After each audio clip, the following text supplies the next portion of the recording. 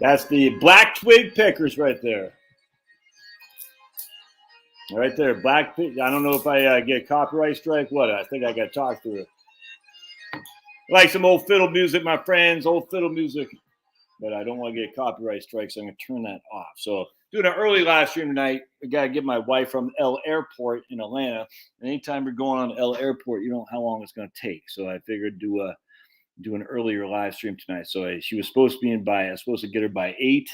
But now the plane doesn't land until 9:45, so we'll probably get out of here about 8:30 or so, just in case.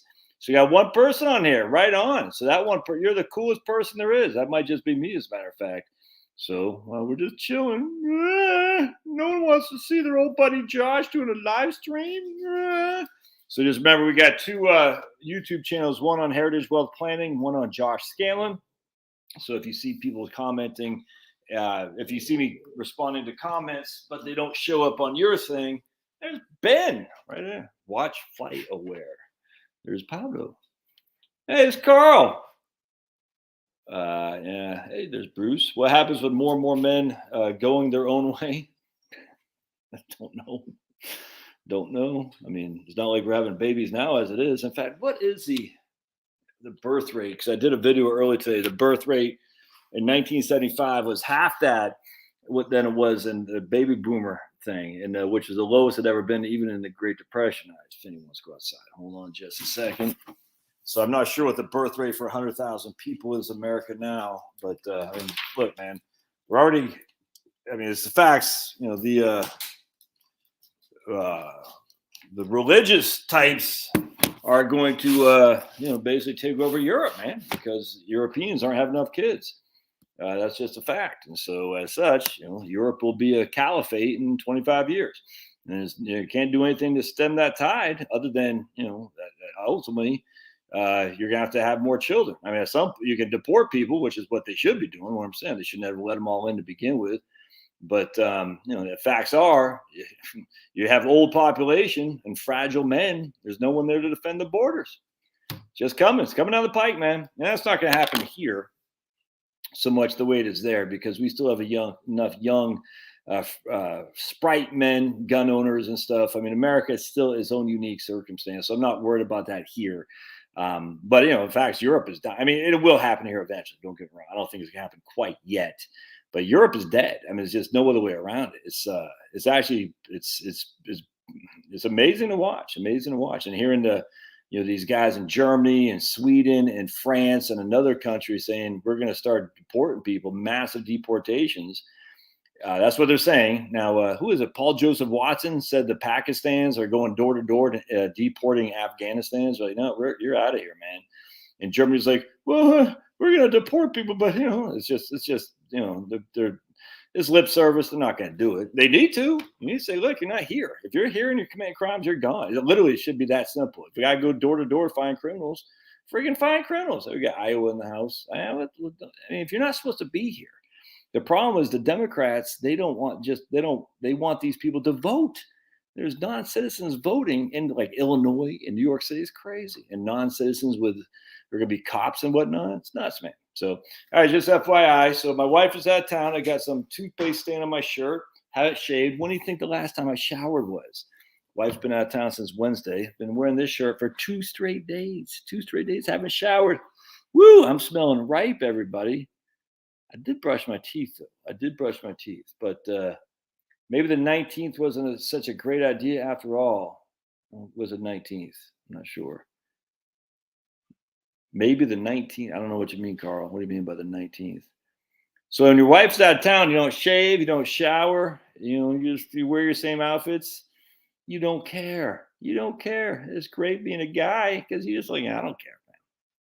I guess because I'm already married, I don't need to look attractive or anything. I haven't showered, brushed my hair or anything. 19th Amendment. What's the 19th Amendment? Giving the women the right to vote? I don't know. What is that? What's the 19th? Carl, you got to look, man. You got to explain it. Dude. A lot of us here are ignorant of our amendments. All right. So I know the second. All right. I know that one. But what's the one where they can't quarter soldiers? Is that the fourth? Anyway, so what do you guys want to talk about? What's on your mind here today? I thought share a story with you from some guy who's, pretty loyal subscriber to the channel. Excuse me. Yeah, one on Facebook. Okay, here we go. If I have a third, and a SPIA, cash, and VTI, is my SPIA monthly check part of my 5% withdrawal? No, because again, the 5% withdrawal doesn't mean anything. It's how much you need. So in of itself, the 5% withdrawal doesn't. What if you only need 2%? Why would you take 5? What if you need 10%? Why would you take 5?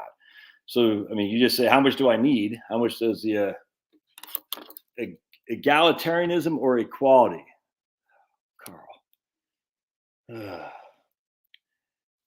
Carl, I'm a simple man. I'm a caveman financial planner. Do you think I know what egalitarianism is?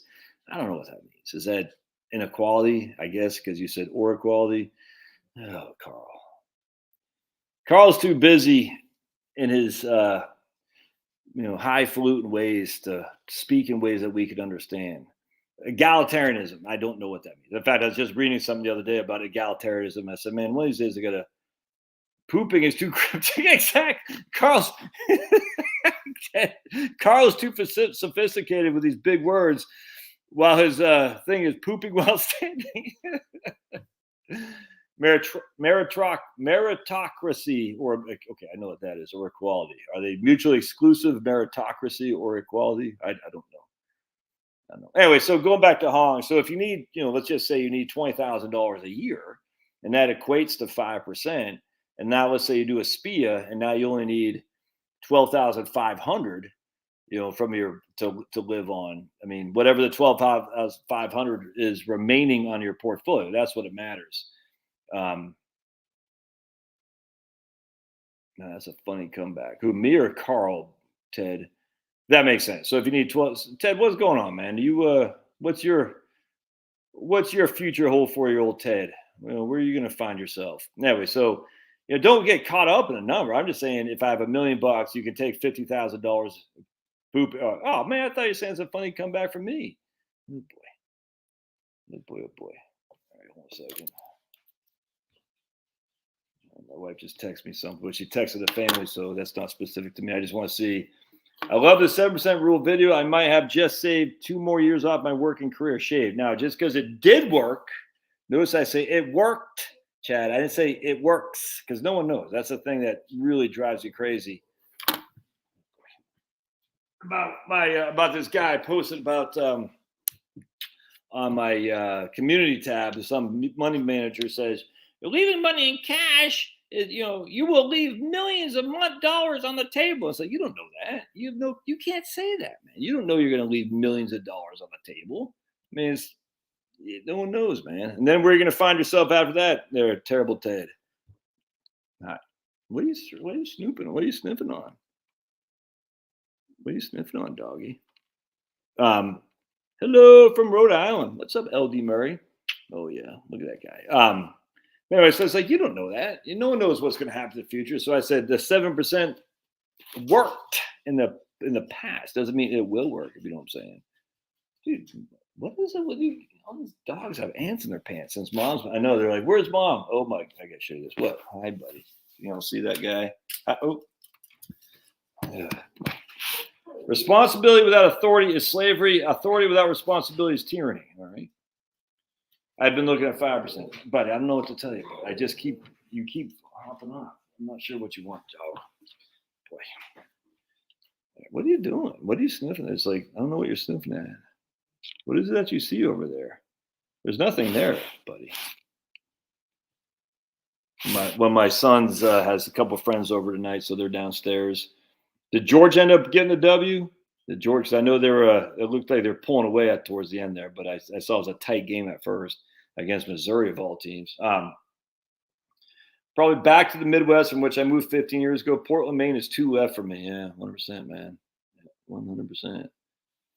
Good guy. Anyway, so Pablo's a nice profile. Thomas Sowell would be so disappointed. So anyway, just going back. So look, again, I just want to be clear here. If you need, so remember, if you have $1 million or $100,000, I say you can take 5% a year out. uh, okay, dude, kill me here. If you can take 5% a year out, that's just saying you can take $50,000 a year. No big deal. It's not a big deal. I mean, obviously, there could come a time where you have to tighten your belt. That's okay. But that's contingent on that you need 50,000. If you only need 30,000, why would you don't need to take 50,000 out. If you need 70,000, we're going to go back to the 7% thing I was talking about, the video I did in my other channel today. But I mean, again, that's just that in of itself doesn't mean that you have to be sticking to that 5% rule or 4% rule. It's just silly. You got to figure out how much you need. That's what I'm saying. So we got to figure out how much you need, and how much you need will be reduced by the amount of the SPIA. Because if you need 20,000 a year and the SPIA gives you 6,000 a year, well, now you only need 14,000 a year, and so that's what you want to do. Hey, right on. What's up, Steven? Pablo has issues, doesn't he? Ain't that the truth, Penelope? Where are you at, Steven? How am I going to address the Social Security issue I found? What do you mean, man? I'm finally seeing some advisors. Says Scott. I'm finally seeing some advisors on podcasts, YouTube, saying that with Social Security taken into account, you can take more than the 4% withdrawal in retirement. See the whole. No, I mean, I hear what you're saying, Scott. Not the 4% rule was just no. Pablo, no. He hears the boys downstairs. No, I gotta get my wife at the airport here at 9:50. I gotta leave here about 9, so I figure I'd do my early live stream to make sure I get her. I should freaking charge my family as a chauffeur for as much as I go back and forth to the Atlanta airport. Rochester, New York, right on. Anyway, so remember the 4% rule. Just did you find out? Didn't you find Social Security lower? Yeah, but they got it. They fixed it. I've had a number of people email me the same thing, as a matter of fact, that they got that email, and some said it wasn't that big of a deal. Some said it wasn't an issue, but I think mine was. They had it off by almost like $200, so it was an issue for sure. So I looked at my October 1st statement and I kept it, and I looked at it compared to when they fixed it, and it was definitely about $250 off. But anyway, so I just want to point out, remember the 4%. Don't get caught up in the 4% rule. So everyone says, "Oh, 4% rule, I can take out more because Social Security reduced that." The 4% rule never assumed anything about Social Security. It just said if you take 4% a year off on a 60-40 portfolio, adjusted with inflation being CPI, your money would never run out. That's all it said. It didn't have anything to do with your spending power or anything. It just said you can take 4% a year out. So for simplicity, I got $1 million. Let's say I need, for simplicity, I got $1 million in my portfolio. All right. I need 100,000 a year to live on. All right, 60,000 comes from Social Security. I need 40,000 to come from my portfolio. The 4% rule said from 1930 to 1990, something like that. You could have done that, fine, adjusted for inflation. It had nothing to do with whether or not Social Security was part of it. It's just if these advisors are saying that, who the hell are these people, man? Oh my goodness. It had nothing to do with Social Security or SPIAs. The 4% rule is simply saying you could take 4% of your portfolio out each and every year, adjusted for inflation. In the past, historically, it never run out of money. That's all it said. It didn't say that. Oh my goodness. Yeah, to the moon for your stock portfolio. And see what my bonds are doing now. They're crushing. So remember the bonds. Look at this. I was showing this to a guy yesterday. A guy I was working with. Watch the 10-year treasury. All right, so here's the 10-year treasury. So you can see the 10-year treasury from 2 years ago right here till today, way up here. It's gone. I mean, it's just jumped 10-year treasury. Year to date, 10-year treasury, way high. Watch what happened here in the last month. Look at that. Now that's a decline of 50 basis points. That's a 10% decline in interest rates on the 10-year treasury. Look at that.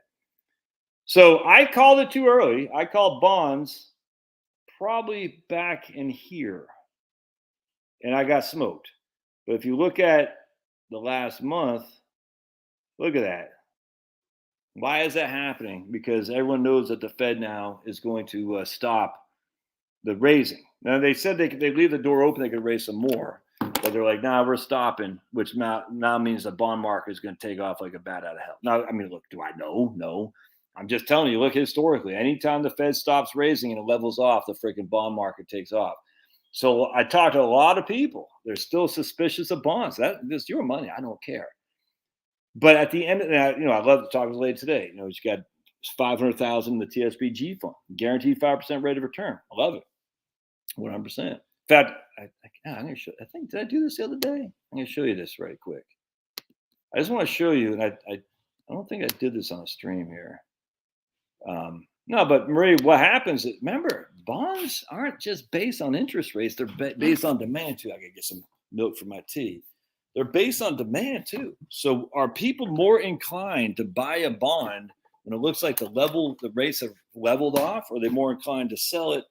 They're more inclined to buy it because they say the pain of the increases in interest rates is behind me. I don't have to worry about the bond the interest rates going up unless the price goes down. Remember, bond market is really contingent on buying versus selling. I mean, which is obviously reflective of the interest rate cycle. Don't get me wrong, but people are going to buy and sell based on what they think the interest rates are going to do.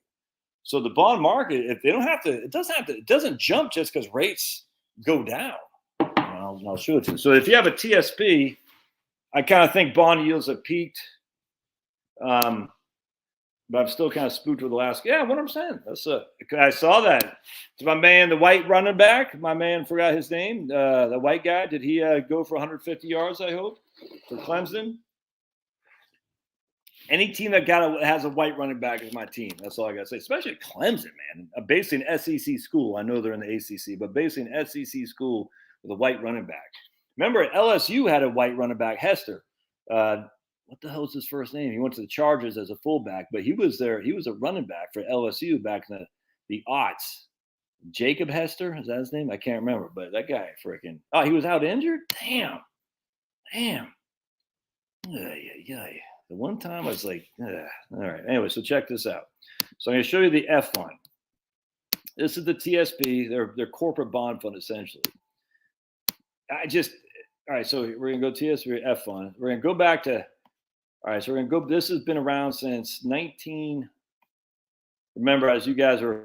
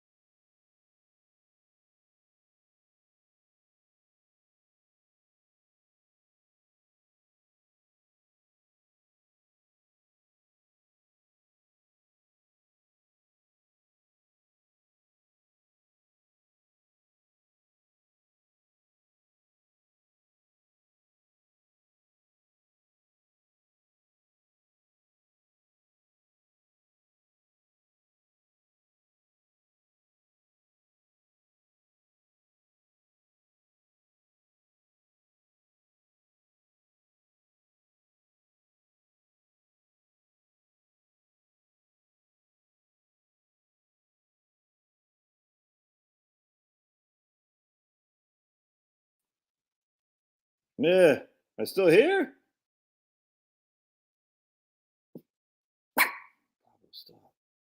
Yeah, NASA took me out. NASA said, "You don't believe in the moon landing? How dare you? We're going to take you out." Can you all still hear me? All right, hopefully. All right, back. That was weird. That's never happened before. All right, so let's go to this thing here real quick. Present, share screen. There we go. Let me go get my tea here. Hold on just a second. All right. Pablo, you need to stop the barking, dog,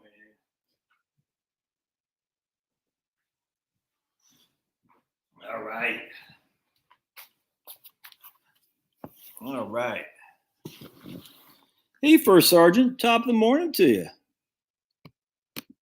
Hey, First Sergeant. Top of the morning to you. That's how you know the Army needs white guys, because now they're starting to do some advertisements with white guys in them being in combat arms. So they know they're desperate for bodies, so they got to try to appeal to the white guys who basically made the backbone of the Army. And I hell no, screw you, Army. You had your chance. You can kiss my big fat behind. All right. So let's take a look here. So let's look at the T-bill, the F fund. So this is basically the corporate bond fund of the TSP. And it goes back to 1988. All right. So there's going to be a couple of times when the Fed stopped, when the Fed raised. Is 94 and 99, the two ones in particular. All right. So 94 and 99, the Fed was raising. When the Fed raises, the bond prices go down. I mean, no one disputes that. And so I'm going to show you how that worked out. All right. And then we're going to show you what happened next. All right. So right here. So we got 94 when the Fed was raising the F fund, basically the corporate bond fund and the TSP, that's for federal employees and whatnot in the military, was down 3%. Now my other dog wants to come in. What happened the next year when the Fed stopped raising? Went to 18.31. Interesting. It's up 8, so it lost 3% and it was up 18%. 99, the Fed was raising, it was down less than 100 basis points. What happened next year? Up 11%. Whoa, netta. So we keep going down here. Here's 2008, but the Fed wasn't raising there, but it doesn't matter. Then we're going to keep going here. Watch 2013. The market was down. Can't remember if the Fed was raising or not. I just can't recall. But anyway, 2013 came up. 2000, watch this, 21, 22. And so far this year, 21 and 22, and watch, so far this year is down another. We got 3 consecutive years of down markets. And if you look at any bond fund, you're going to see, hello, First Sergeant, right on, James. Be all that you can be. Yeah, I saw that, Andrew. I'm in the Army, and I have 57 flavors, if you know what I'm saying. It's do ask and do tell, okay? The infantry says do ask and do tell. Maybe it's actually show and tell, if you know what I'm saying. The infantry now, as it used to be the Navy, it'd be show and tell, if you know what I'm saying. Show us what you got and tell us how you identify yourself. You know what I'm saying? You know what I'm saying. Do ask and do tell is a new U.S. Army. So in China and Russia, they're showing these freaking hardcore, pipe hitting mofos, and here in the United States is do ask and do tell. It's an embarrassment to mankind. And at the same time, they're getting rid of the name Fort Benning, Fort Bragg, Fort Polk, Fort Jackson. We'll name Fort Benning. Actually, they named it Fort Moore, who seemed like he was a patriot, a good hero, but they should have named it Fort Big Mike. That's what they should have named it. I wish you stopped being so political. I don't. I'm beyond that anymore. By riding all the way down, right on. I don't. I've always been political on this channel. If you don't like it, then leave. I just don't care. We don't have the time to deal with crybabies and whiners and stuff. I just don't care. So get out. It's boring to me. Ooh, my man, Bluefield, West Virginia. I went through Bluefield, West Virginia. I think I did a video on that, Vern. Bluefield, West Virginia. I'm almost positive I went through Bluefield. I got to look up on the map. Hold on just a second. Dude, West Virginia crushes. I love West Virginia. I'd live there in a heartbeat, but old Charlotte, she's too Bluefield. She's from Virginia, so West Virginia is kind of like people in Massachusetts look down on. Yeah, right here. Oh, Bluefield, dude. Oh man, you never been there before, Vern? Oh man, Bluefield, West Virginia is freaking fantastic. I loved it. I mean, it's be all that you can be. Show up in the Army and do your show and tell. Was it not? Oh wait, hold on a second. What am I doing here? Choose tab. I want to share screen. There we go. Right there, Bluefield. Yes, right on the Virginia line, man. Right there, Bluefield. Right on the Virginia line. Oh man, so there's this big Vern. I did a video on this. I might have taken it down just because whenever I start talking on a, just chatting, I might say something that could offend the YouTube algorithm. So anyway, there's a big right downtown. Only thing I like about Bluefield, right downtown, they have this big coal train station here. It's pretty cool to look at, but I'm just trying to think. Oh boy, let me go get Finney. I'll be right back. Hold on a second. Be all that you can be. Go. Everybody happy? Everybody happy? All right. Good. Come here. Good dog. All right. Everybody chill. Everybody chill. It's a chill night. Anyway, they had a big, right downtown, Vern, they had like a train track with all this coal. And I just thought the downtown was actually pretty cool, but it was weird, man. I just said, I don't know if I'd want to hear that all day long. I don't know what it does. Well, by the way, for any of you Michiganites, where was that? We were right. College Ave. I want to say College Ave, maybe. Let's just double. We need to drop the guy right there. Yeah, Bluefield, West Virginia crushes. Yeah, I can't remember. Anyway, is that what you think about moving to? Neighbor's son of the 57 flavor going to the Air Force. She was a cute girl now. Yeah, what do they do, these people, Andrew? I mean, literally, what do they do, man? It's Fort Magic Mike. Yeah, what do they? I mean, literally, what? Oh, sweet. Well, as long as they get past the first round. What do they? I mean, what causes? I get it. Everyone wants to be part of the minority. I get it. Well, I thought you were thinking about moving there, Vern. There's some new Indian lady. She's not even Indian, a fake. Some Buffy, the vampire lady, Slayer, Indian lady, Buffy, something. And it turns out she's a fake Indian too. And CBC had written about her, Canadian Broadcasting Company. A pretty long article I was reading today. It's actually pretty interesting. And she was, I guess she was a big folk hippie singer back in the 60s and 70s. And but I was like, of course they didn't. Fort RuPaul, there you go, man. I'd love to live in Bluefield, but my sister and my child won't let me. My sister? What does your sister have to do with anything? I don't get it. Hey, Angie, I'm just doing because I got to pick up my spouse from the airport here at 9:30. Fort RuPaul. It'd probably be a drag to report there. How dare you, Vern? I haven't shaved since last Friday, the day I retired. Get out if you can. Oh, man, I keep forgetting to read this thing to you. All right, so anyway, so check this out. All right, cool. I'm just checking up on your chats here. Yeah, Bluefield, West Virginia is nice. Okay, boarding now, my wife just said. All right, so check. I want to read this to you. Here's my man, Kurt. Are you chomping on chomps? No, just there. No. I want to read this to you. My man sent to me, and he says, you don't know until it's gone. You don't know what you have until it's gone. So this guy says, I'd like to relay my story to your readers that are hesitant to retire. I will start my story in early October. My wife and I just celebrated our birthdays. I turned 58 and she turned 56. Maggie, the names are, that's not her name. Maggie May has a very stressful job, so I decided it would be best for her to retire before the stress kills her. I told her that I would carry us to the retirement finish line.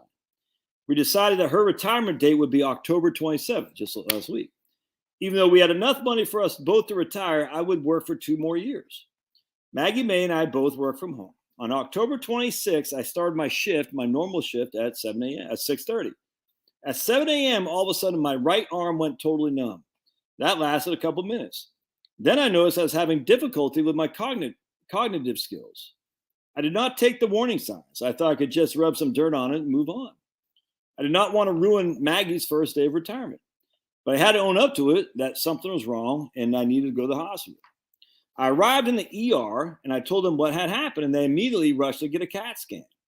It was revealed that I had 2 strokes. One was done and the second was ongoing. I would be in the ICU for 3 to 7 days. I'm now at the hospital. The moral of the story is that if you have the finances to retire, do not wait. This could have been fatal. I will undergo a surgery in December to have a stent in my carotid, something like that, artery. If that surgery is successful, I will have as full as recovery as possible considering the circumstances. I will note that this short email, buddy, took about an hour to compose because my reading and typing skills are still gone. There's just tons of typos in here as well, just tons. Do not let this be you. You never know what you have until it's gone. 100%. Where's your toy? Just chew the toy, not the. Oh my goodness. Where's your toy, buddy? Anyway, that's from a email a guy sent to me, and he's been on this channel a lot actually. And I'm not gonna say his name, but long story, dude, your toy's right here. All right, there we go. Long story short is, I was talking to this guy today, he and his wife, and they're freaking crushing. I just like, you're not, there's no way you can run out of money. I'm like, just freaking take a vacation. So they're like, I'm just going to do 6,000 a year in vacation for 10 years. I just want to be conservative. I'm like, no, freaking, I bumped that up. Hey, Jill, I'm a carotid endarterectomy stent. Oh, for the love of good Lord, man. First, I had Carl on here talking, what did Carl say? Whatever he said, I can't remember, being all smart. Now Ted's got to come back with even smarter stuff. And here's Jill, my kind of style, retire and be free. Anyway, so I was like, dude, I said, we're bumping your freaking travel goal to 15,000 a year from, it's just him and his wife, from $6,000 here. And on top of that, we're going to have you guys travel for another 15 years as opposed to 10 or whatever you had. What's up, dog? Are you getting ready to go to your friends? All right, who are you going to? Ellie's house? All right, cool. We'll be back tonight. Can you get out? All right, sweet, good. Can you get out of the parking lot because Chloe parked so well? All right, good. Have I thought about doing the CFA chart? Hell no. Luke, what are you freaking nuts? Why would I ever want to do that to myself? Luke's talking smack. I have to ban you, Luke, with that kind of stuff. Hell no. Well, CFA is a freaking mofo. CFP is easy. CFA, man, that's a tough thing. And I mean, it doesn't do anything. I mean, look, I'm not telling you not to do it, but my goodness, it doesn't do anything. It's like, all right, you can manage money for a fee. I can manage money better than you without it. Not you, Luke, but better than you without a fee because I just put in the index fund and be done with it. Would you stop? Why are you chewing that? Got your, oh boy. See, sometimes Finn, when he gets his meat on something, he gets real protective, if you know what I'm saying. He gets real protective. Like, let me show you what he's doing. There he is. Look at him. He's like chewing on that blanket. So, like I said, what's up, dog? What? Huh? Yeah, out in the garage someplace. What? How long you need it to be? All right. I'm gonna take you guys out in the garage so I can get an extension cord from one of my kids. All right, hold on a second. I'm on a live stream right now, so huh? Yeah. Why's that open? Right there. Yeah, I'll get it. It's right down here. So small ones. It's not that small, but all right. Hold on just a second. Huh? I can hold it. How, you need a big one or? No, that's good. Okay, cool. All right, thanks. You're welcome. Thanks, buddy. Dad. Thanks, Dad. Here's my garage. Here's my inverter generators right here. So you can see we got all those propane tanks right there. Our inverter generators, 1, 2, and 3. I haven't even used this one yet. This is a dual fuel one with it takes propane and it takes gasoline, but it doesn't start off propane. You have to have gasoline in it. But anyway, this one is very loud. The small one right here. But it works. It does pump out. It takes gasoline. There's all my gasoline right there. It's pretty much empty now. I used to try to do. All right, you out of here, buddy? Yeah. All right, love you. Have a good day. You see right here for the heat, just in case it gets cold at night, because when the wintertime comes, I want to be prepared. Got my kerosene down in there. Can't really see it. Kerosene. Got some Mr. Buddies up in here someplace too. With Mr. Buddy right there. There, Mr. Buddy. Got a couple Mr. Buddies. Guys, ouch, just hurt myself. They have these other Mr. Buddies I just saw today at Walmart, as a matter of fact. When I was buying, what was I buying? I was buying a coffee percolator thing. They got this small Mr. Buddy that just latches onto one of those propane tanks, and it'll heat your like a room for 4 or 5 hours. I said, ooh, that's kind of cool. And it only costs like $70. And we definitely want to get a secondary source for heating, even if you live in the South, man.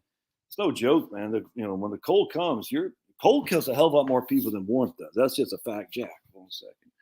Anyway, so, man. Anyway, as I was saying, Fire on it's funny, Andrew. They said when I bought it, yeah, Mr. Buddy's kick ass. 100%. You all got tons of WC-40. Oh man, Andrew, when they said about the generator, the dual fuel generator, they said it won't. A lot of the people were saying the problem with it is it won't start up on propane until you run on gasoline initially to fire it up, and then you can switch over to propane. And so I tried to put it on the propane, it didn't work. So I just got to put some gas in there. I haven't done it yet. I mean, it's been literally sitting there for 6 months. I mean, other than trying it on propane, I haven't put any gas in there. But I will. Probably actually do it next weekend, as a matter of fact. But yeah, so I got. Oh, sorry, buddy. So I think that's a negative thing. And on top of that too, I should have upgraded. Maybe Andrew or some of you guys will know. So I should have bought the push starter, but I bought the pull starter. So you guys will know this better than me. But is a pull starter not easier to use? But will the pull starter, the yank like that, is that more reliable to start than a push starter? You know what I'm saying? Because I was thinking about it. I didn't want to get the push starter. I said, it seems to me there could be something that goes wrong more so than the push starter than if you have the yank thing. Does that make sense what I'm trying to say? Anyone have any thoughts on that? Could be my tank size as well. 40 pounds produce more vapor than a 20-pound tank that was doing it. Seemed like a lot of people had those same issues, though. Maybe we're all using. Is that what you're saying? That my thing is too small? Yeah, people take out a push starter. Can I show that ceiling? What ceiling? Electric start. Yeah, but it's just like a double A though, right? I mean, the battery's easy. I didn't. It seems like I fire mine with a pull, but have an electric start. Okay, gotcha. So the more older I get, the more preparedness stuff I collect too. Not hating. I'm 100%, man. Get a Honda engine. Copied ceiling? I don't know what you mean by that. Like up here? Is that what you're talking about? That's with my wife. We painted all that. My wife is good at painting. My wife's good. What you see? Look at this guy. Stop doing with the freaking thing. Oh my goodness. Get a pull starter. But the most is a Honda engine. Yeah, none of those are Honda engines. Too expensive. Not relative to what I got. I mean, I got all those on sale for pretty cheap. Yeah, thanks, Mike. Yeah, my wife is very good at. My wife should be in the FBI. Because if I ever thought about cheating on her, she would smoke me out in 2 seconds flat. That's called coffee ceiling. I did not know that. Oh, interesting. Well, I get you knowing that, Angie, but what the hell is freaking Mike knowing? Why would Mike know that's a coffee ceiling? Mike, are you doing show and tell? You showed, we'll tell, Mike. You know what I'm saying? Why would Mike know a coffee ceiling? Even Ted's saying that. And of course, Ted's from the Midwest. Ted lives in Maine now, but he's from the Midwest. So we know that Ted, you know what I'm saying? When I say the Midwest, you know what I mean? Ted. I guess Ted likes the Packers too, probably. Get it? The Packers. Electric start needs a battery. Yeah, it seems like, I don't know. I should have got the push start, man. I wish I would have, but no. The push start costs like an extra $150. But definitely get those Mr. Buddies, man. I'm telling you, they're freaking the kerosene heaters right now. Kerosene, I couldn't find kerosene to save my life about a year and a half ago. Would you stop eating that? It's really bothering me. But there's tons of kerosene at Walmart. So I was at Walmart buying something, and I just saw that Mr. Buddy is like the small one, just plugged in on one of those freaking, a small little propane tank. Said, oh, that's awesome. You can have one because you don't need to. Thing is, on a grid downside scenario, you don't want to heat your whole damn house, man. See what I'm saying? You want to just heat a space you're in. And oh my goodness. Oh, watch. Oh.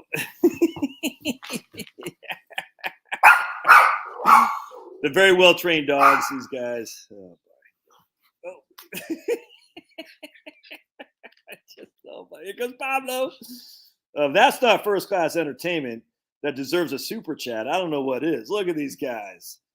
If that's not first class entertainment, oh my. Oh, that's fantastic. Now, what were we talking about? So we're talking about something else before. All right. So many of these so-called retirement financial advisors put your mutual funds at certain percentages. and get their AUM assets under management. So many don't really have any tax or yeah, 100% Joe. Happy Saturday night, says Dana W. Mass, right on from Hampton, Massachusetts. Where's that, Dana? Hampton, Massachusetts. My wife just texted. Oh, my daughter just texted saying to my wife, "Love you." Yeah, I'm a collector, if you know what I'm saying, of prep stuff. It's not even a collector. I'm basically a prepper addict. That's just a fact. All right, let's see what else here. If you should, right here. So here's my man, Scott Solomon from Solomon Brothers. If you can afford to avoid taking Social Security at 62, should you pull from your IRA Roth or regular IRA to start draining your assets if you're single without spouse or dependents? I would, no, I mean, that's the thing. If you're single, Frank, it doesn't, I mean, I don't know. You can avoid taxes by pulling off your Roth, and ideally, you'll die with money left over. And certainly you don't want to pay the tax man any more than you have to over your life. Hey, look at that, Marie. Oh, thank you, Marie. For Pablo for the win. Right on. Pablo, you got $9, $10 coming to you. I don't care what they say about you up there in Pennsylvania. Did Penn State get the win today? Looks like Georgia's pulling away. I love new retirement. Oh, the new retirement software. Yeah. Yeah, Mr. Bud, we talked about that. What else we got here? Because all right, my man says, got my job and boss had a heart attack. All my friends there waiting for mine. Yikes, dude. What the hell? Oh, I saw some that having a stroke. I thought a stroke was, I guess, a heart attack's in your left arm or stroke's in your right.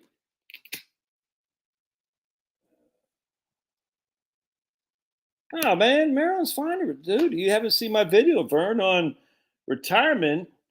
It was, stupid Larry Hogan. I did a video on this last year because I talked to these people from Maryland, and they're basically getting rid of income taxes on retirement income up to like, I want to say $150,000 for couples.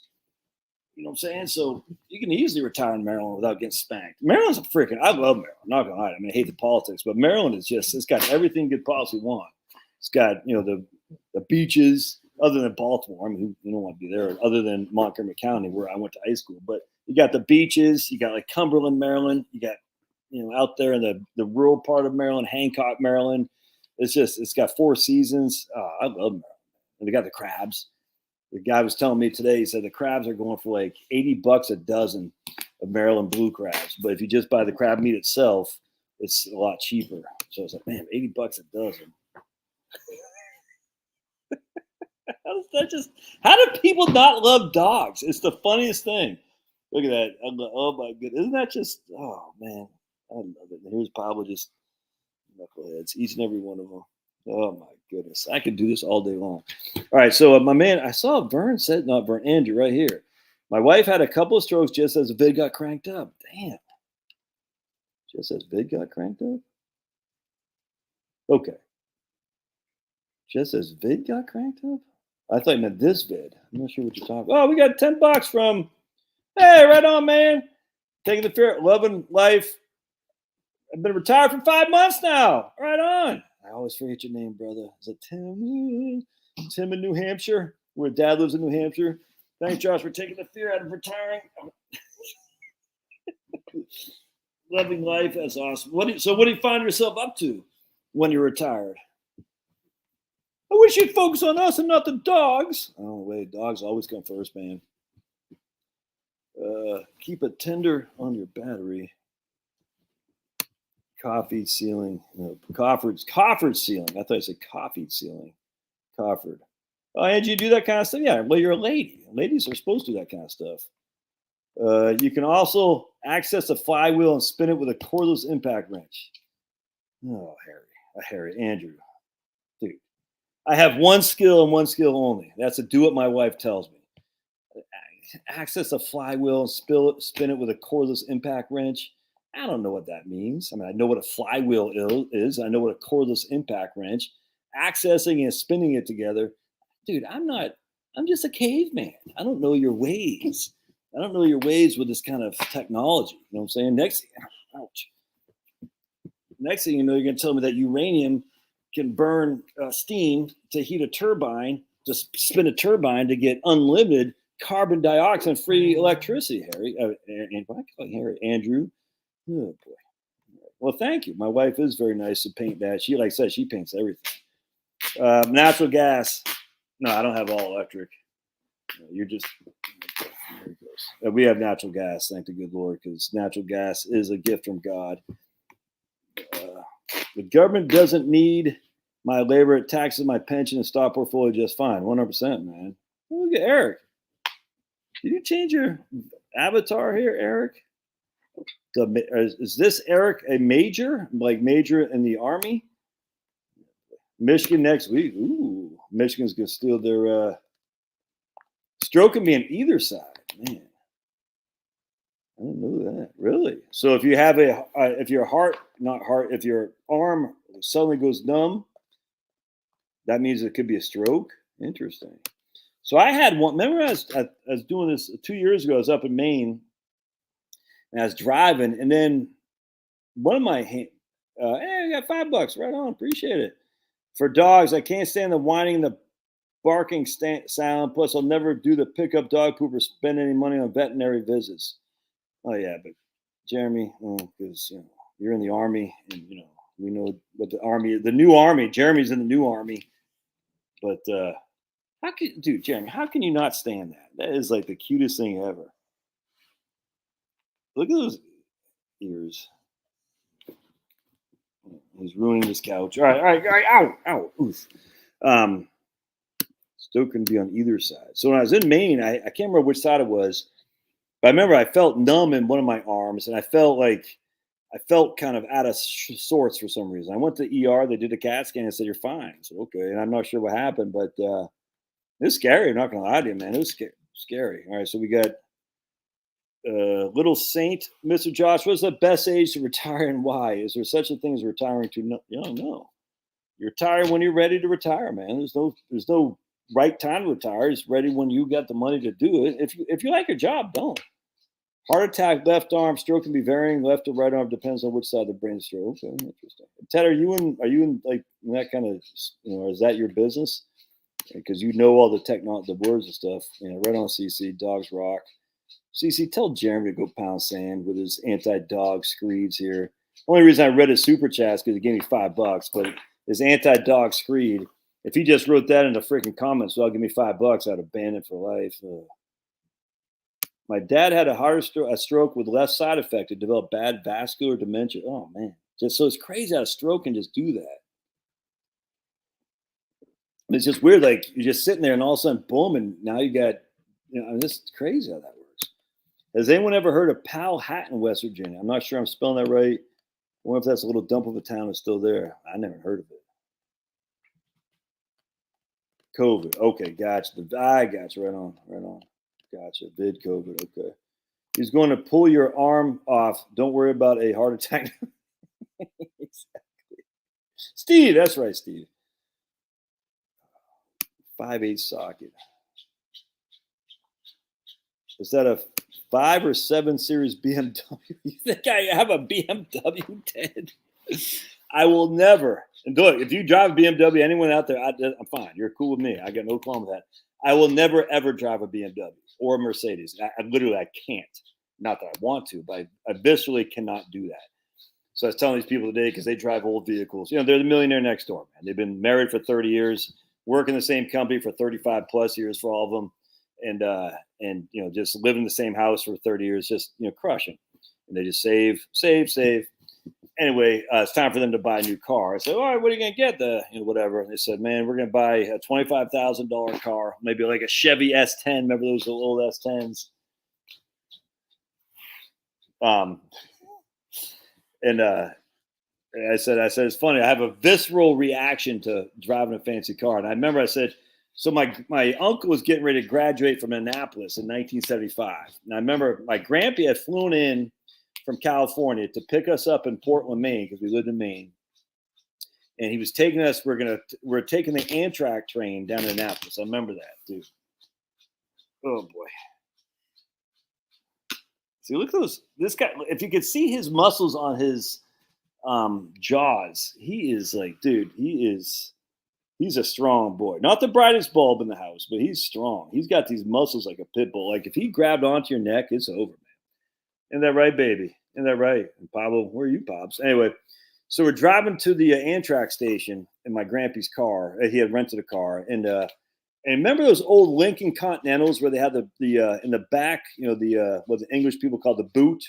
I don't know, whatever we call them, but they had the spare tire, and it kind of, I don't know, it kind of, you knew it was a spare tire. It said Continental around the top like that. And my mom said, "What did those guys do to steal? Wait, who did those guys have to steal to get that car?" Or something like that. Very disparaging remark about these people in a fancy car. And I mean, I was like 5 or 6 years old. I was like, huh? And but I'll never forget that. I'm not sure if that's what it's always made me, not, the idea of driving a fancy good time rock and roll vehicle never sat well with me or not. But I'll never forget driving with my mom. My memory was like, yes, sir. This is gold Lincoln Continental where the spare tire was in the back. It kind of came out a little bit. It said Continental or something like that. And who those steal from to get that car? I'll never forget that, man. BMW and Benz are often bought by people who want to display wealth. Many people lease them trying to look wealthy. Well, you don't know that. I mean, I get what you're saying, but we don't know that for sure. There's Dwayne. I see Tech, man. Tech freaking, didn't they end up crushing Virginia today? So if Georgia Tech gets one more win, we're going to a bowl. And I said we because I'm part of the team. We got two dogs. We didn't have dogs for 15 years, Joe. So we had Stout and Emma. So Stout we got as a puppy. He was kind of like Pablo, about 2 times the size of Pablo. He was somewhat of a German Shepherd, some kind of, maybe 3 times, probably 40 pounds. Some kind of German Shepherd small dog mix. We don't know what it was. Stout. And Charlotte loves him. We got him as a puppy.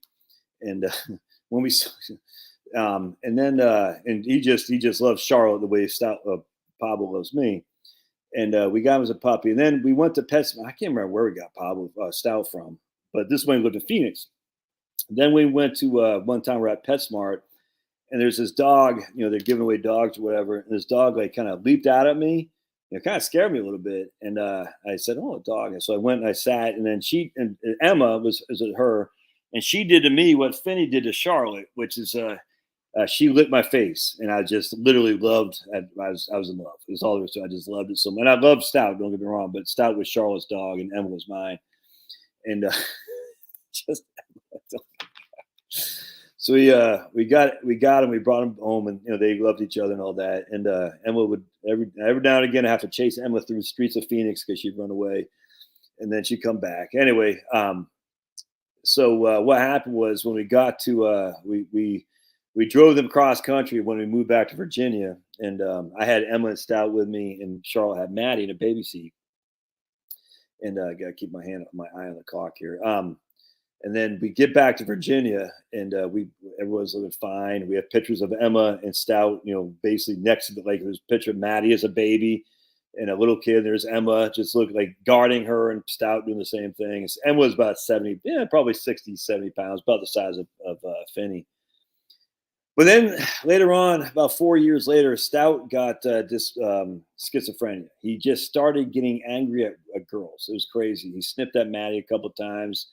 At Charlotte, he got hostile towards Strange, and it started becoming. Chloe was just a young baby then. Chloe had her ventricular tachycardia, so we were very cautious of Stout because Chloe was a baby, but she had major heart issues. We were like, this could be bad. So we took him into the vet. I said, I don't know what's going on. Just out of sudden nowhere, he just started kind of going off on the girls a little bit, and especially doing it to mom. That's crazy because he's just always been mama's favorite. And he basically said he's got schizo. He's schizo, and he didn't say that per se, but he's like, sometimes it happens. Maybe a tick bite, something like that.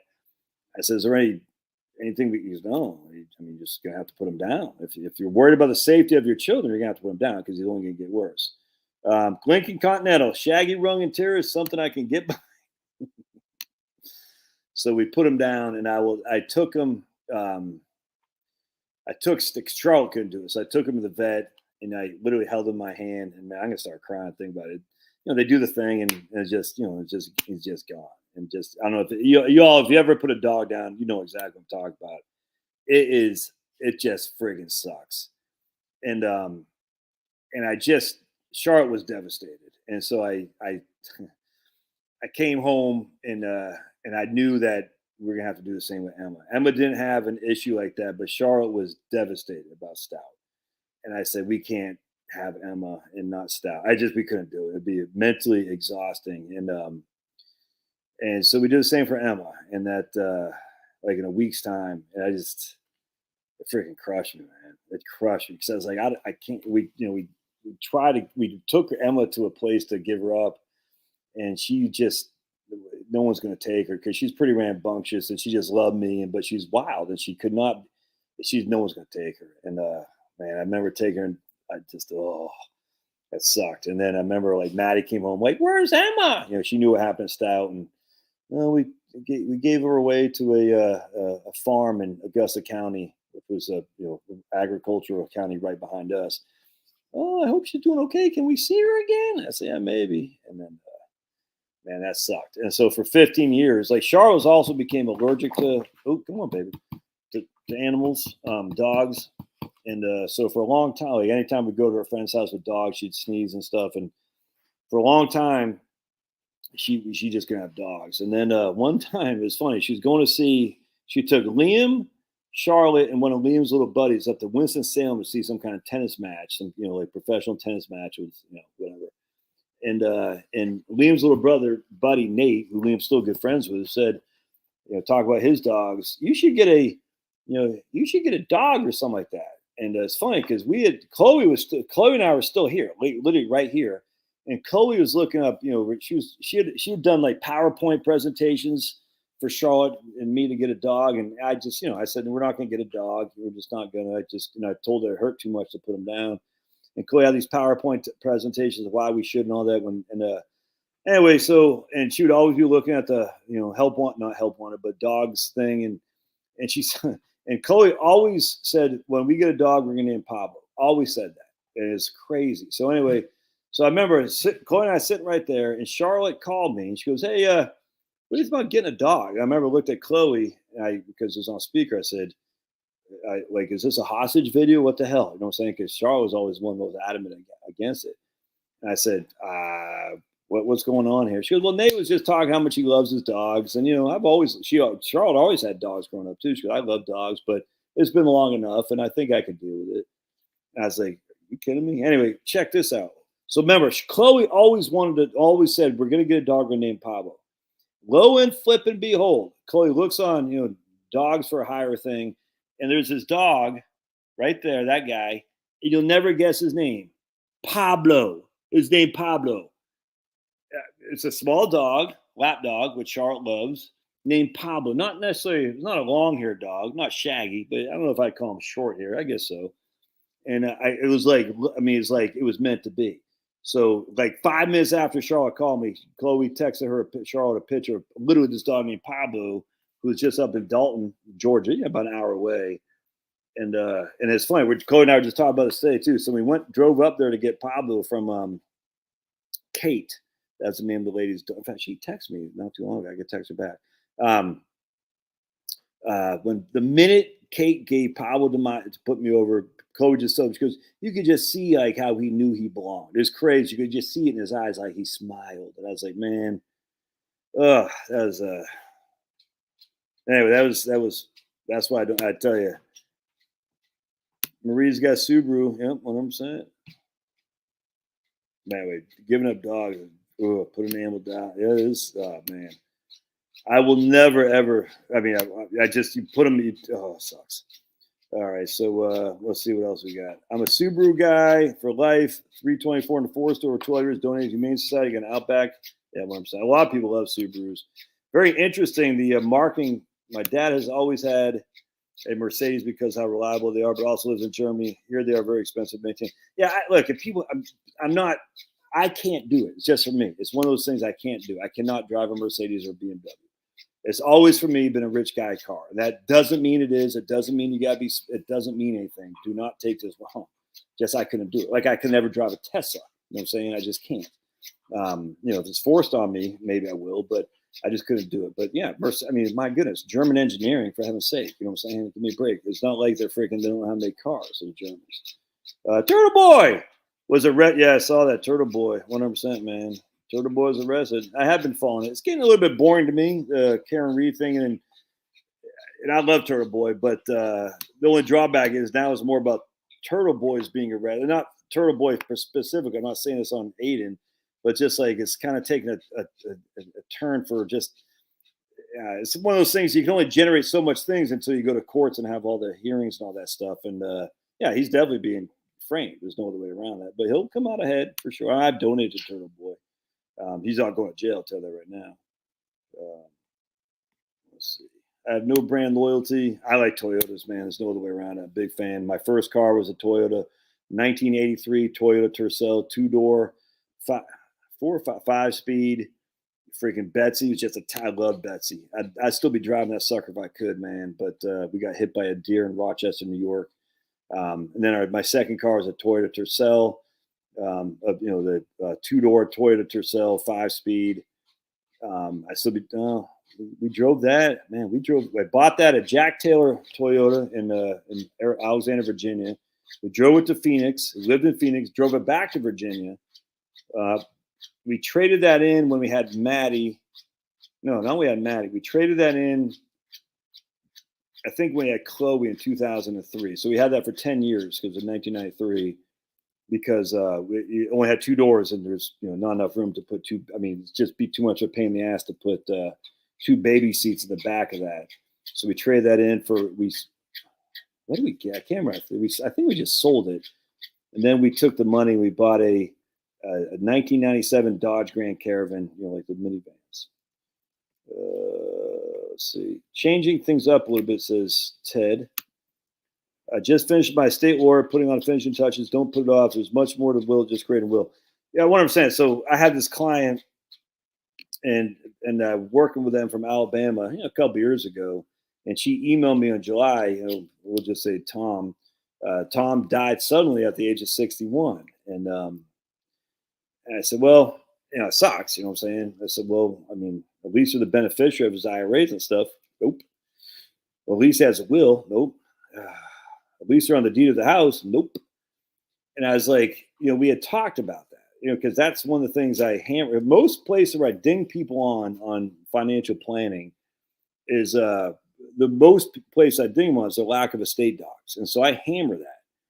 A lot of people need an umbrella policy and they don't have, and I hammer that on that. But estate docs, a lot of come here. No. But a lot of people don't have their estate docs, and I said you got to get this done, and they never got it done, man. And and as such, she's waiting for the county to give her death certificate. It takes 2 months and stuff, and it just she did. Thankfully, she has her own money, so she doesn't need to rely on the money from him. But I'm like, well, at least you can copy the death certificate. There's no children, so you're the surviving spouse. You'll get all the money. Still got to go through probate. No death certificate yet. No beneficiary designation yet, so she can't probate anything until she gets a death certificate. It's crazy.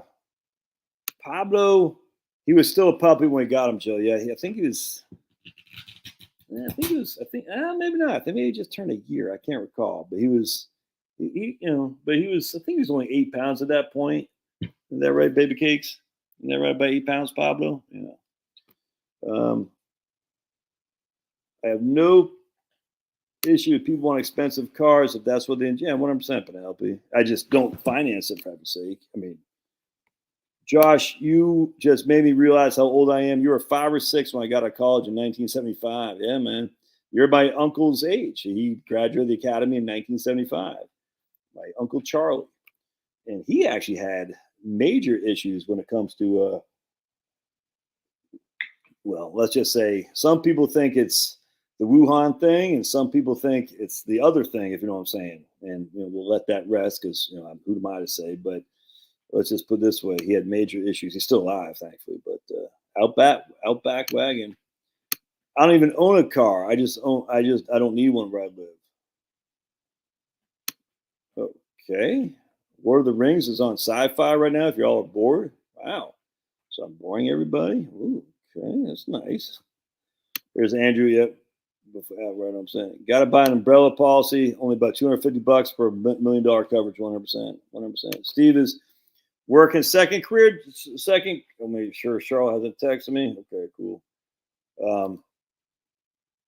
Second career dream job. What are you doing, Steve? What's that? Jill has all GMs, Pontiac, Buick, SUV, Chevy. What's that? Cool. Well, good stuff, guys. So we've been on here for an hour or so. Anything else that's mini strokes can also happen? Yeah, I wonder if that was me. But a mini stroke. I'll send you a video of Amazon available switch box. I'll let you put in a generator plug right on your furnace that can run it easily with generators. Yeah, sweet. All right. Cool. Thank you. I just bought this book on wiring, Andrew, right here. Wiring, Ultimate Guide to Wiring. So just bought that book right there. So once I'm done reading this, which I just can't recommend enough, man. You're gonna read this like it's all the same stuff. It's literally like the video I did earlier today. They want to raise the retirement age to 68. They were talking about that in 1977. Crazy under Jimmy Carter. But when you say Toro Boy was arrested a couple weeks ago, Mark, you're not talking. Was he just arrested again? Is that what you're saying?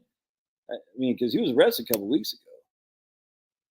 Chalupe says, I was forced to retire at 56, but plan to retire.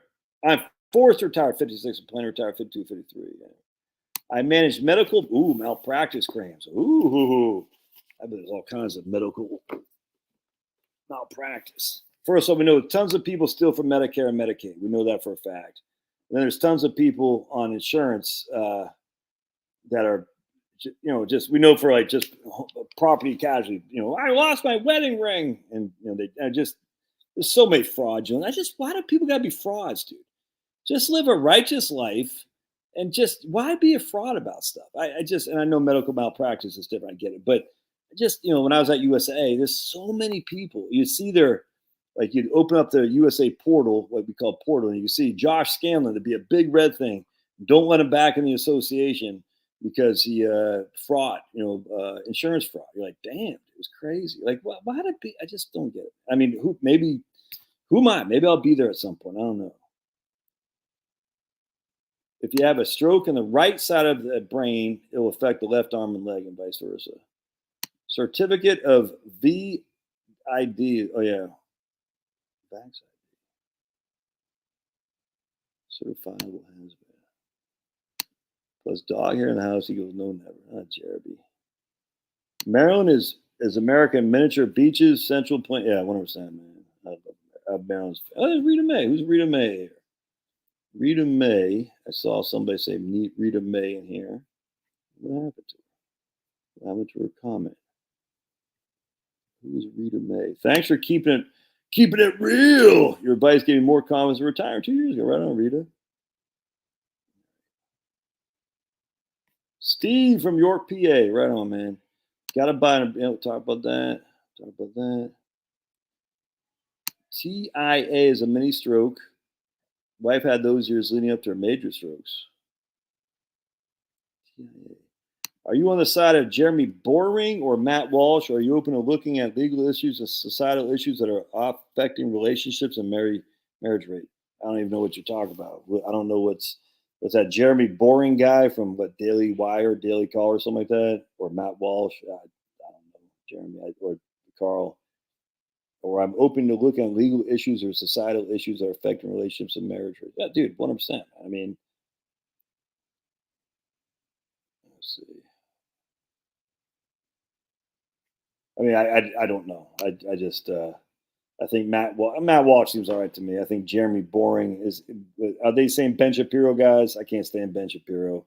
So basically, they all kiss my big fat behind, man. We need more war. I'm not saying Matt Walsh is saying that, but Ben Shapiro, he loves war, man. War is good. War is good for the bottom line. That's just a fact. Did you hear Biden was actually saying that too about the economy? I read an article. He's like, saying about, defense, like, man, this is good for the economy for war. I was like, these guys are these guys are just evil, man. War is good it'll prop up the economy. It's like, you guys look, Republicans like that too. Lindsey Graham, all these guys. We have an adult child with disabilities. We just got a special needs trust in Ohio called Holy Discretionary Trust set up so then when we pass this care, yeah, 100%. How dare you, Brad? Don't you know? How dare you, special needs trust? So that, I mean, my man Sergio is probably not here. He's chastised me many times for saying I don't like this Medicaid planning, because I think if you got the money, you should pay for your own long term care. The issue is that Sergio will say, well, how do you square that circle with this, with something like Brad saying? Well, because how you're squaring that circle is you're saying at the end. So Brad's saying, look, we want to make sure that our kid has enough money as a younger person to not be on the freaking base of the poorhouse. We want to provide him enough resources to live comfortably without being on the poorhouse for another 40 years. You see what I'm saying? Whereas Medicaid planning is saying we're going to throw grandma into a Medicaid facility because Medicaid is putting them literally in the poorhouse. That's what Medicaid is. So Brad's saying we want to give the government resources to help our child and provide him an income as well, but we don't want him to take ownership of the whole thing. That avoid the benefit, that avoid the government benefit that they get. That's whereas going on Medicaid is literally saying we're going to put grandma in the poorhouse so that we, the beneficiaries, can get a bigger largesse upon her demise. So a lot of these people, I'm Sergio crushes. He's just unequivocally wrong here. But a lot of these people say, oh, but it's the same thing. It's the same thing as doing Roth conversions to avoid taxes in the future. No, you're still paying the tax. You're just doing it in a more strategic way. The problem is you're throwing grandma into a Medicaid facility so you can have more money. Or maybe not Sergio. I'm not saying that specific to him, but the beneficiary can have more money. And I just don't think that's appropriate. I think if you have grandma has got the money, grandma should pay the money, as opposed to saying, I'm going to give it all, put it into a revocable trust, and I'll live off the income. And then when I'm in need of Medicaid, I'll go in a Medicaid facility on the back of the taxpayer for a year, 2 years, whatever. And then my kids can get rich. Brad's son isn't getting rich here. He's just not. He's going to be maintained as difference, maintenance.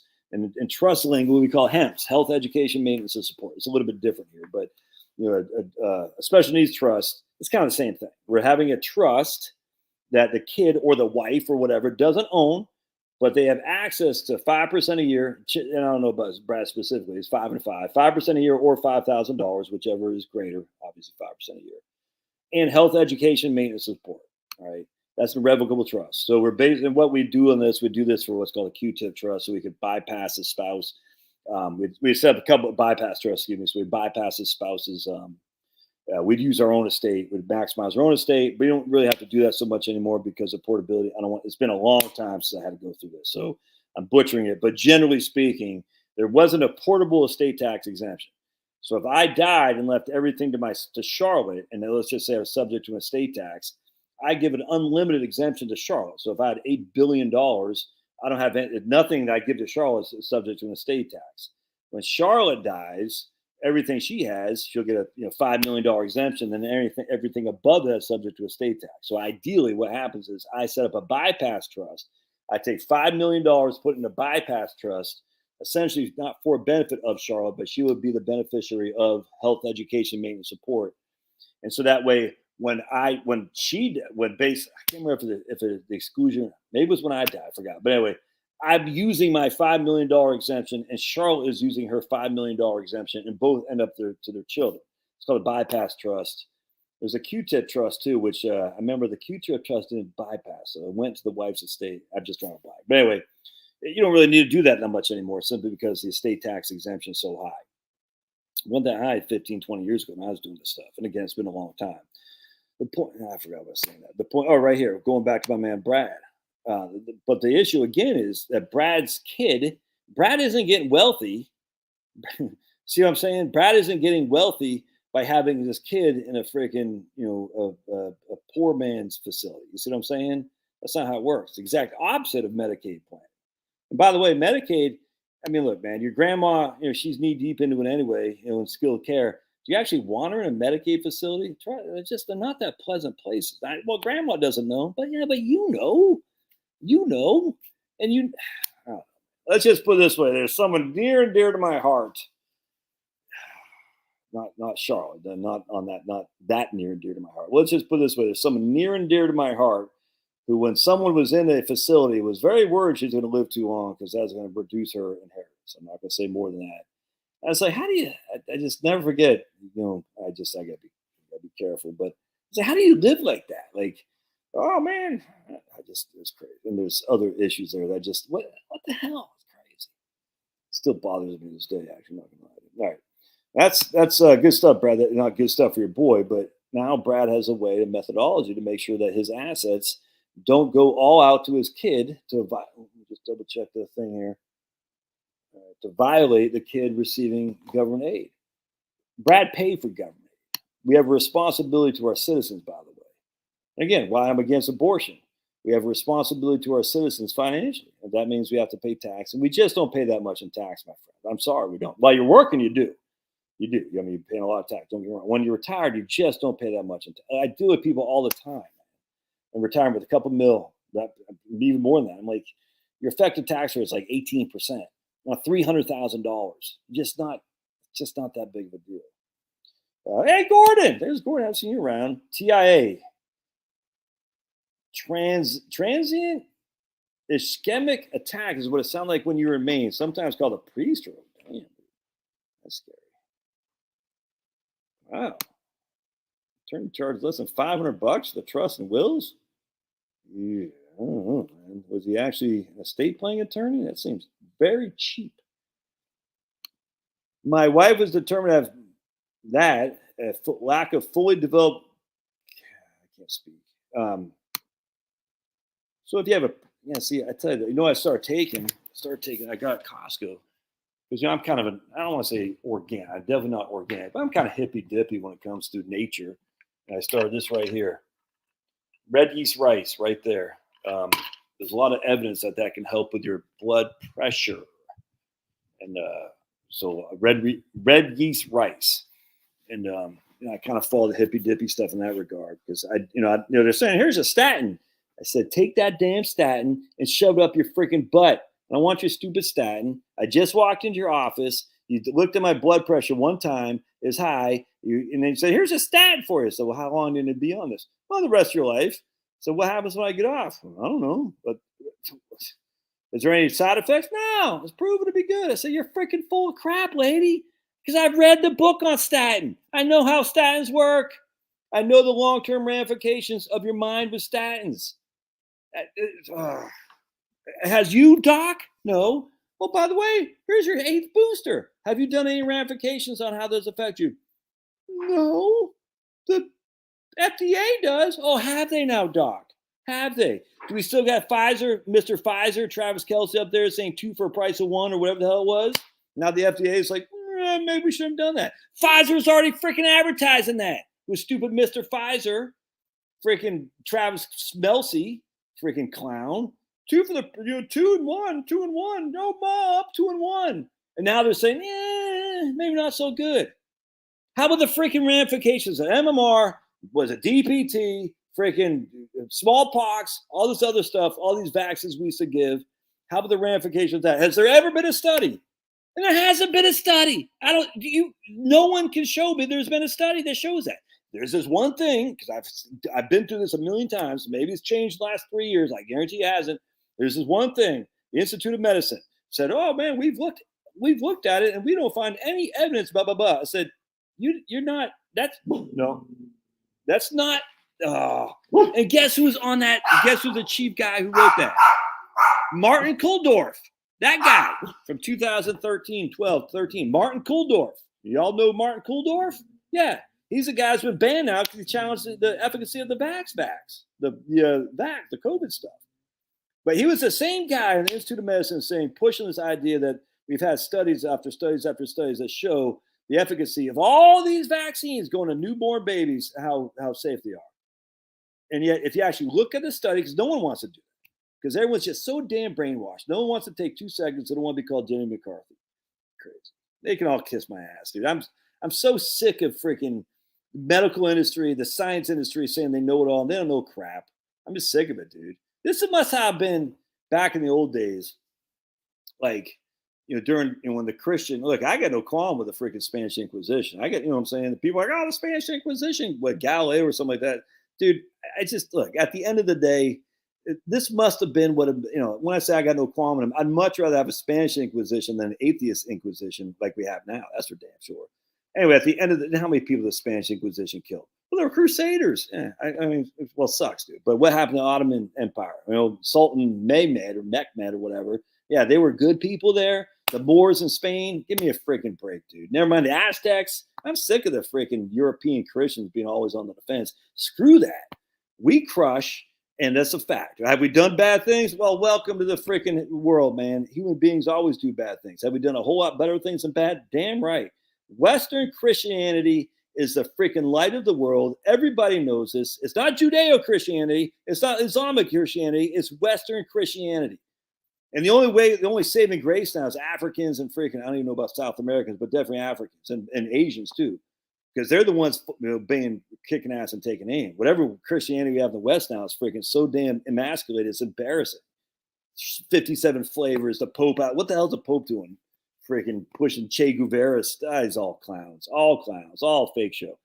Anyway, at the end of the day, I'd much rather have freaking Spanish Inquisition than what we have now. But I can see, like, hey, Galileo Copernicus, maybe it's Copernicus. Maybe the world is we can't prove it, of course, but maybe the world is spinning on a ball. And then people say, how dare, or my man Enoch Semmelweis, maybe we should wash our hands after we deliver babies. You crazy. I get it, man. I get how people on the outside looking in are like, what the hell, man? You should always be able to challenge the authority, always. But we prove the world is spinning. Have you really proven that? Well, Michelson Morley was no, but we've since proved. Have you really proved that? Well, satellites, Josh. Oh, okay, gotcha. Satellites prove the world is spinning. Isn't it very ironic? You never see the other side of the moon. The moon just happens to spin at the exact same time as the world does, of the Earth. They just both spin together. We can't see the other side of the moon. But people say, okay. Well, I see pictures. Yeah, freaking pictures. Just like they're showing in Gaza. Everyone's doing a freaking campaign to, look at our pictures. And now I heard today this Wall Street Journal, 2,900 children are died in Gaza because of Israeli airstrikes. Yeah, who said that? Who said that, Wall Street Journal? 2,900 children are dead because of Israeli airstrikes. Who said that, Wall Street Journal? Who said it? Oh, Hamas. Oh, okay. We didn't learn from the freaking hospital that killed 500 people that not believe a damn thing Hamas says. Look, man, I'm not even that pro-Israel. I'll tell you that right now. But you can see everyone's turned on Israel right now because that's what the cool kids do. You can see it a mile away. I'm not pro-Israel. They shouldn't be freaking bombing Gaza at all. I completely agree. If Mossad can take out freaking Nazis in Argentina, why can't Mossad take out Hamas leaders in freaking England? We're living amongst Jews, by the way. It's all fake. It's all fake. Oh, my goodness. But I don't buy Hamas saying it all. And I also don't buy the Israelis saying they got 1,400 people dead. How do we know?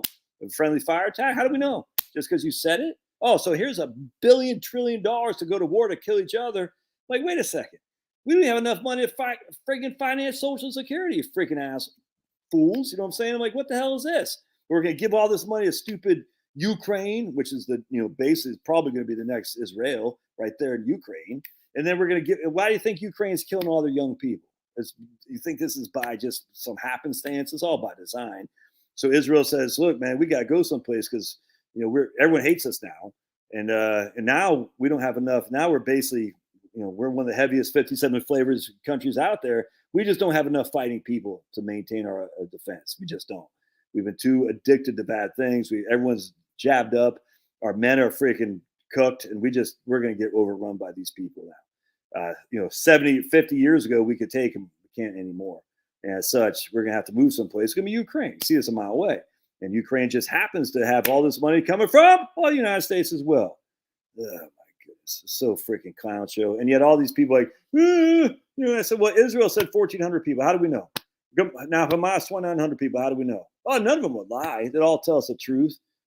If it comes to getting dollars from old Bo Jiden, they're going to, of course, lie. Like Ukraine, the freaking, all the lying, just all the lies. But everyone wants to freaking either hate the Muslims or hate the Jews. I don't hate either. I'm like, why don't we just stop freaking fighting each other? Oh, you can't do that, Josh, because Hamas came in. I said, why don't we look at, did you hear what's his name? I couldn't believe it. Jonathan Pollard. Did you hear this? Jonathan Pollard. You know who, so real quick, do you guys know who Jonathan Pollard is? I'm going to leave here about 5. I'm going to leave here about 15. Y'all remember Jonathan Pollard, right? Do you all know who that guy is? Can I do a poll on this thing? Maybe I can. Jonathan Pollard. Does anyone know who Jonathan Pollard is? Oh, wait a second here. Am I the only one on here anymore? I still have some people on here. Yeah, cool, cool. Jonathan Pollard. Who is Jonathan Pollard? Anybody know? Ted, you know who Jonathan Pollard is? Man, all right. Ted, well, I guess you're not as smart as me then, huh? Anyone else? All right, so let's read about old Jonathan Pollard, shall we? We'll just go to the Google machine and read about who Jonathan Pollard is. All right. Here's old Johnny Two Shoes, running back for the Cowboys. Oh boy, oh my good, DB Douglas. That is actually pretty funny. As a former intelligence analyst for the United States government, in 1984, he sold numerous closely guarded state secrets, including the NSA's 10-volume manual on how the U.S. gathers its signal intelligence to Israel. He was apprehended in 1985 and subsequent proceedings agreed to a plea deal. He pleaded guilty for spying and for providing top-secret classified information to Israel. He was sentenced to life in prison for the violations of the Espionage Act. The Israeli government acknowledged a portion of his role in Pollard's espionage and issued a formal policy, but did not admit to paying him until 1998. All right. Long story short, Pollard was released in 2015 in accordance with federal guidelines, and at the time of sentencing, he and his second wife are living in Israel. All right. So this guy is obviously anti-Semitic, right? Because he spied on behalf of Israel and now lives in Jerusalem. All right. Guess what Jonathan Pollard was saying? Guess what old Jonathan Pollard was saying? He's saying he knows people in the Israeli government that said there's no way this Hamas attack wasn't pre-planned with knowledge, and the Israelis did not do anything. They sat by knowing full well they had helicopters at the ready, and they were told to stand down. This is Jonathan Pollard. Not an anti-Semite, not a Nazi, not a Hamas guy. This is Jonathan Pollard, who spent decades in prison on behalf of spying for Israel, saying the Israeli government had people at the ready. They told them to stand down. They could hear gunshots. They could hear bombs. They could hear this, and they were told to stand down. So Jonathan Pollard, it must have been anti-Semite. Yeah, okay. It's nuts, dude. So what the hell happened? No different. Look, man, I don't want to get into it, but no different than what I've always wondered about Oklahoma City. I've always wondered about that. I wonder about 9/11 too, frankly, because at this stage, I know for a fact we got into World War I and World War II under false premises. We got into Vietnam under false premises. That's just a fact. Now you got to say to yourself, what happened to Oklahoma City? That just happened out of nowhere with Timothy McVeigh. All right, so let me show you my cool ass shirt I got. That's Jonathan Pollard. If he's saying about the Israeli government, that's not some freaking Muslim cleric. So I was wearing, this is my new shirt I was wearing today on my walk. False flag. Black Flag, that punk rock band Black Flag that Henry Rollins was part of later on. Look at that. False flag. How cool is that? False flag. War is good for business. Now, how many people are dying? I don't know, man. I don't know. I don't trust any of these numbers. I just thought it funny. The Wall Street Journal is reporting 2,900 Hamas children dead because of Israeli airstrikes set by Hamas. And now all the anti-Israeli people are going to jump on that and say, oh, my goodness, you guys, so the Israelis are more than disproportional reaction. And you say, why do you believe that? Well, Wall Street Journal's reporting it. Yeah, guess what? The Wall Street Journal also reported 40 babies beheaded, but you said don't believe that either. So why would you believe that, not this? That's crazy. All right. I got to get ready to go and get my wife at airport, but yeah, Yuri, 100%, Brezhnev, and he was all part of the whole thing, though. Exactly. Anyway, the point being is there's nothing to do about it. Just don't fall for it. Don't get angry. Don't be hateful towards Muslims. Don't be hateful towards Jews. Don't be hateful towards anybody. Because it's all freaking designed to get you riled up. And don't be.